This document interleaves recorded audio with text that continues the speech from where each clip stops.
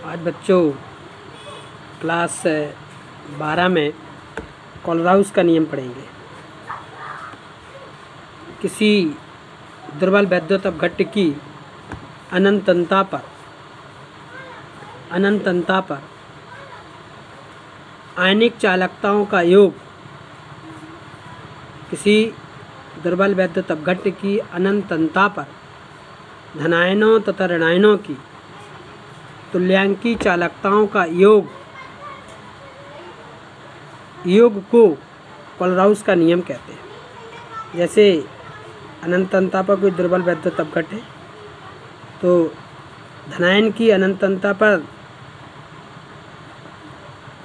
चालकता और ऋणायन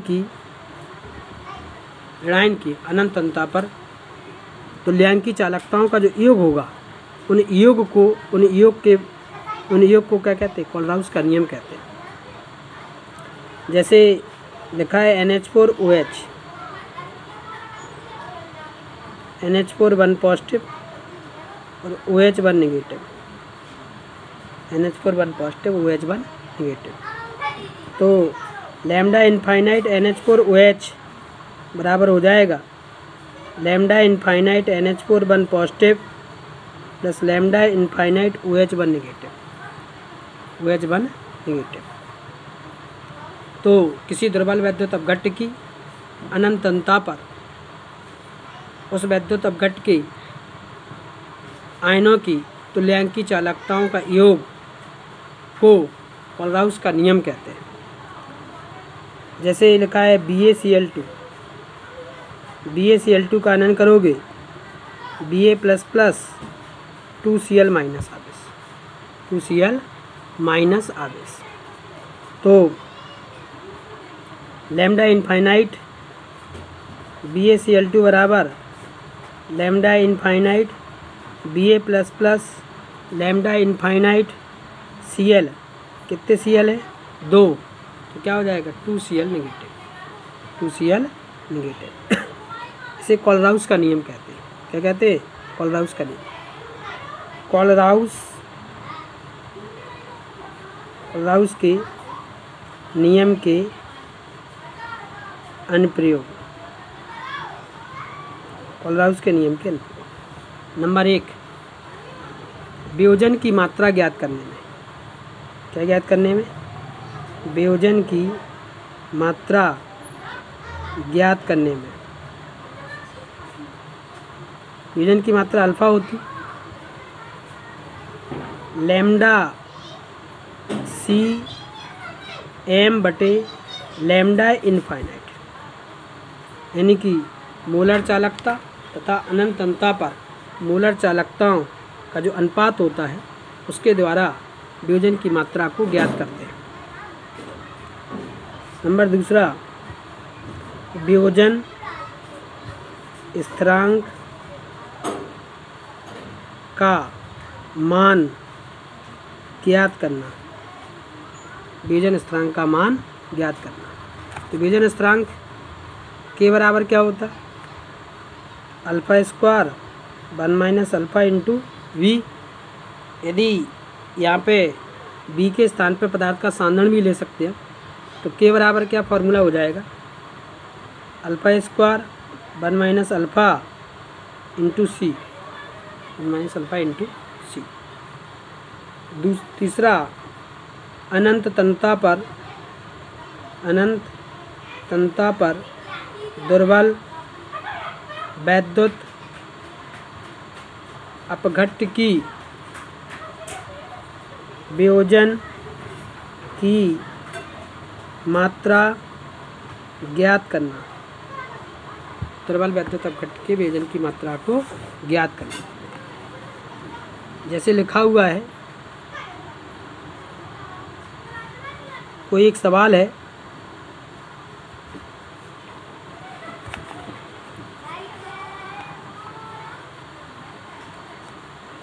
चलिए इस सवाल को बाद में देखते हैं, सवाल को बाद में लगवाएंगे।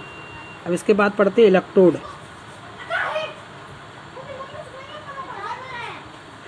या इलेक्ट्रोड या अर्धशैल। इलेक्ट्रोड या अर्धशैल क्या है? जैसे माना कि जो वैद्युत अपघट्ट विलयन है,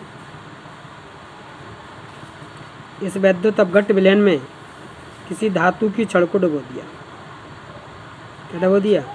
किसी धातु की छड़ को डुबो दिया।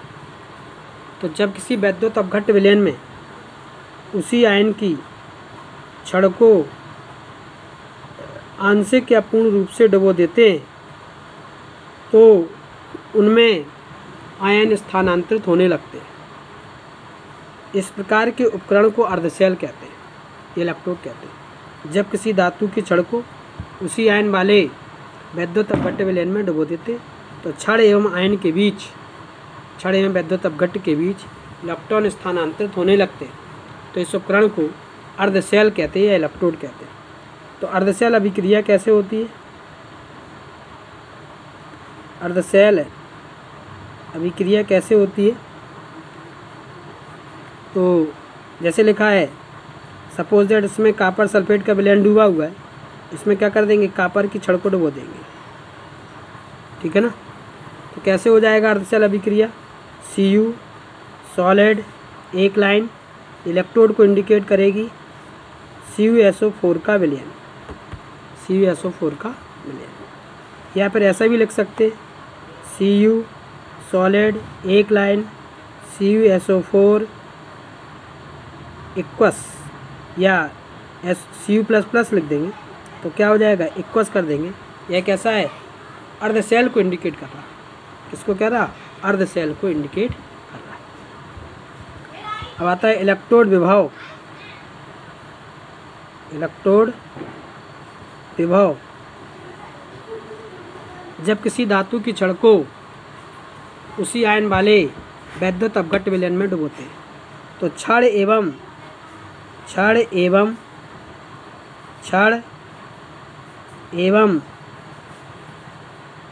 आयन के बीच, यानी वैद्युत अपघट्ट विलयन के बीच इलेक्ट्रॉन स्थानांतरित होने लगते हैं। इलेक्ट्रॉन स्थानांतरित होने लगते हैं जिससे एक साम्यावस्था उत्पन्न हो जाती है। क्या हो जाती है?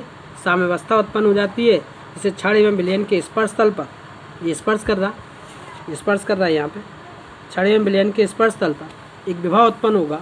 इसको क्या कहेंगे? आप इलेक्ट्रोड विभव कहते हैं। जब किसी धातु की छड़ को उसी आयन वाले वैद्युत अपघट्ट विलयन में आंशिक या पूर्ण रूप से डुबोते तो छड़ एवं विलयन के बीच आयन स्थानांतरित होने लगते हैं जिससे छड़ एवं विलयन के स्पर्श तल पर एक विभव उत्पन्न होता है, जिसको क्या कहते हैं? इलेक्ट्रोड विभव कहते हैं। क्या कहते हैं? इलेक्ट्रोड विभव। इसका मात्रक वोल्ट होता है। इसे ई द्वारा प्रदर्शित करते हैं। इसको ई द्वारा प्रदर्शित करते हैं। इसका मात्रक क्या होता है? वोल्ट होता है। अब क्या है? मानक इलेक्ट्रोड विभव। मानक इलेक्ट्रोड विभव। तो मानक इलेक्ट्रोड विभव में क्या जोड़ना है? 25 डिग्री सेल्सियस जोड़ना है और 1 मोलर का विलयन जोड़ना है।